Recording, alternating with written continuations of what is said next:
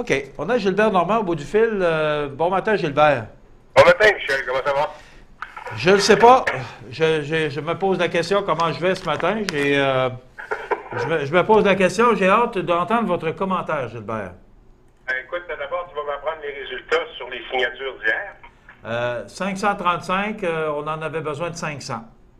Bon, ça veut dire que les ignares ont gagné. Les qui?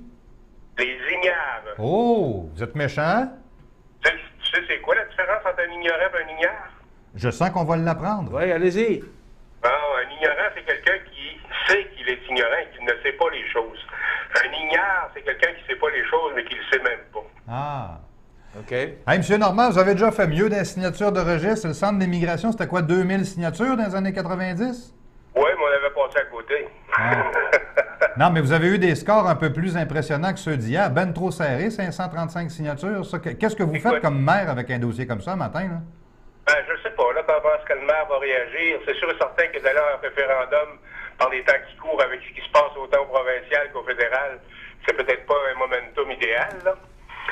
Par contre, il y a des moyens de passer à côté. En tout cas, moi, c'est ce que j'avais fait avec le musée de l'Ouest, de la Grosse-Île, à ce moment-là, ce qu'on appelait les musées de l'immigration. Oui. Comment ça avait été reçu? Parce que, dans le fond, la population se prononce, il faut l'entendre comme maire. Ça avait été reçu comment, votre façon de passer à côté? Ben, écoute, moi, j'avais un plan B.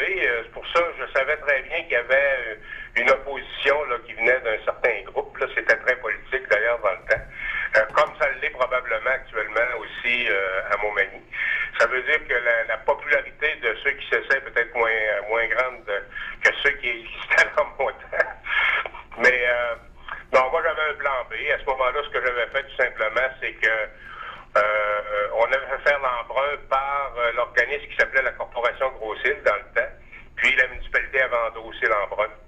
Et à ce moment-là, la municipalité devait donner un contrat de gestion à Grosse-Île pour repayer le prêt, puis s'assurer de l'entretien, puis tout ça du bâtiment.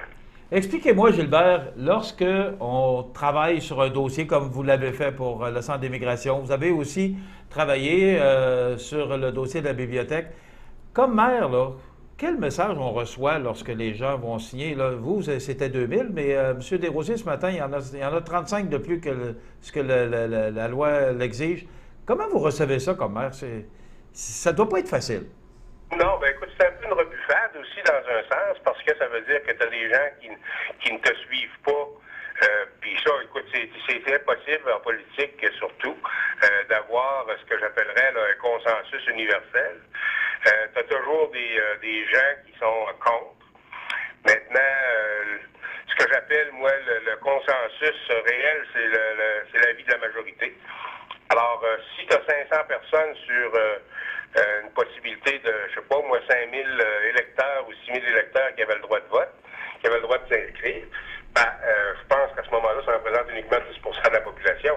Tu peux te permettre d'aller de l'avant. S'il y a un référendum, probablement qu'à ce moment-là, ça va passer, à condition que ceux qui soient pour aillent voter. Par contre, là-dedans, souvent, il y a beaucoup d'indifférents, là, de gens qui n'osent pas se prononcer. Alors, c'est toujours une arme à double tranchant là, quand tu te présentes pour un référendum sur un sujet comme celui-là. Est-ce que ça... Possiblement qu'hier aussi, ça ne veut pas dire, c'est peut-être juste la tête de l'iceberg aussi. Là, ils ont probablement calculé leur affaire, pas déranger du monde pour rien, pour être sûr d'en avoir 500. Mais s'il y a un référendum, ils vont peut-être être beaucoup plus actifs aussi contre le projet. Quand on parle de 100 000 et plus pour un référendum, est-ce que ça vaut la peine de dépenser autant d'argent? Mais encore là, avec 535 signatures, est-ce qu'on n'est pas tenté de le faire? C'est pas évident comme décision.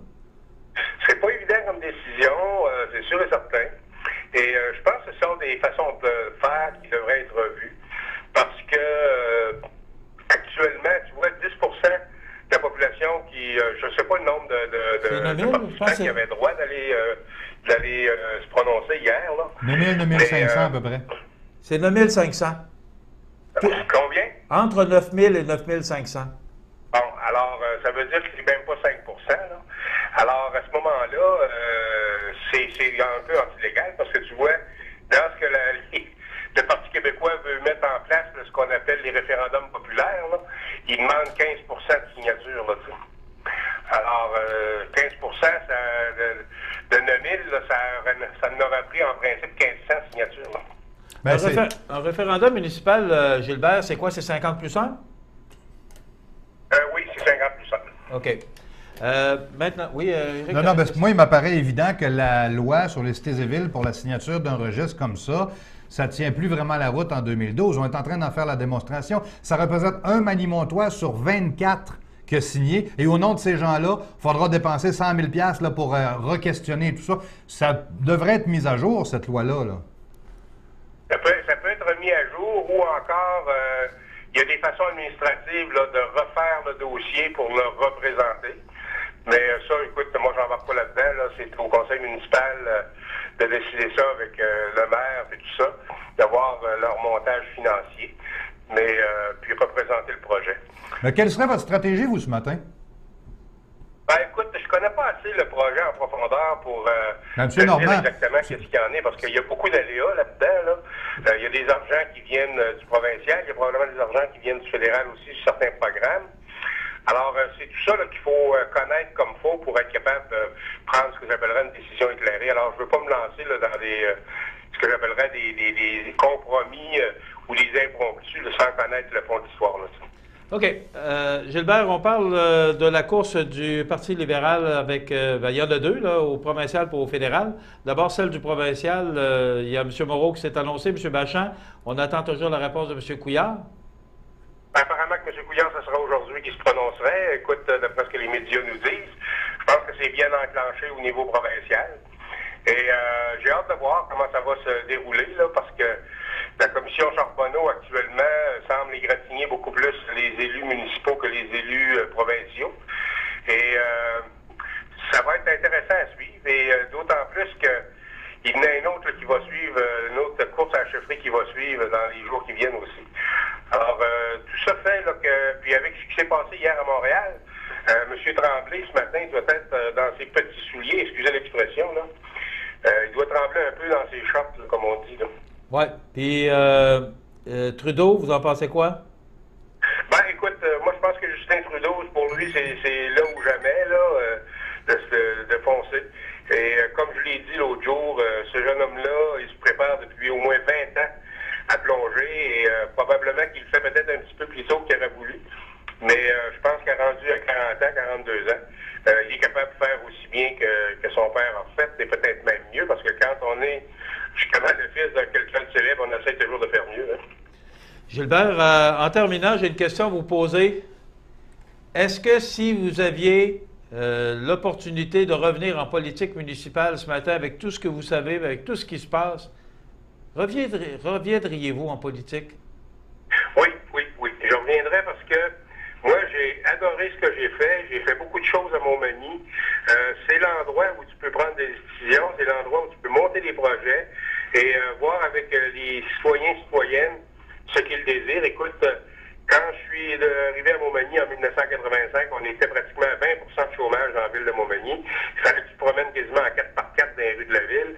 Il y avait des inondations partout. Toutes les maisons étaient inondées par les sous-sols. Alors, il n'y avait pas, je pense, un parc dans la municipalité. Il y avait des dépotoirs à côté des quais. Non, moi, je suis content de ce que j'ai fait, et si c'était à refaire, je le referais. Même avec... parce que c'est pas facile d'être en politique aujourd'hui. Non, je sais que c'est pas facile. Il faut avoir la coine dure et avoir, comme on dit, un peu le pelage d'un canard. C'est le temps de la chasse, justement. Il faut que ça te coule un peu sur le dos, comme de l'eau sur le dos d'un canard. Mais quand même, tu peux pas rester insensible aux besoins de la population. Et moi, quand je me suis présenté en 85, je voyais les effets néfastes, justement, du chômage dans mon bureau par rapport aux familles et tout ça. Et c'était un peu tout ça qui m'avait incité à aller à la mairie, justement, pour essayer de changer les choses. Et si tu veux changer quelque chose, c'est l'endroit pour le faire. Il faut que tu prennes des bons moyens. Il faut que tu t'entoures de gens que j'appellerais compétents et qui ont le goût de te suivre dans l'aventure. Merci, Gilbert Normand. Au plaisir. Alors, on se revoit jeudi. OK, bonne journée. Voilà, un commentaire très intéressant de Gilbert Normand ce matin. Vous faites l'idée que vous voulez bien vous faire sur ces commentaires.